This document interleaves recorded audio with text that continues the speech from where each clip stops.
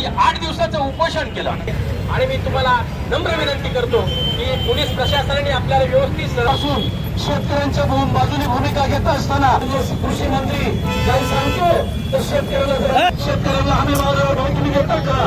शेतकऱ्यांना त्या ठिकाणी तुम्ही बियाणं पुरवतात का? ही भूमिका खऱ्या होताना दिसत नाही आणि म्हणून सामान्य असताना सर्वसामान्य लोकांना कृषी मंत्र्यांच्या जर एकंदरीत सगळ्या गोष्टी पाहिल्या तर कृषी मंत्री म्हणून तो शेतकऱ्याचा वृत्ती जन्माला जर आलेला असता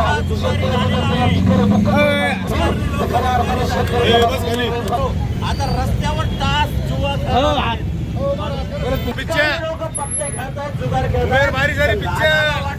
पैसे कमवले त्या हरामखोरांचं तोंड काळं केल्याशिवाय आम्ही राहणार नाही. आता पाथर्डीमध्ये शेतकऱ्यांनी आत्महत्या केले.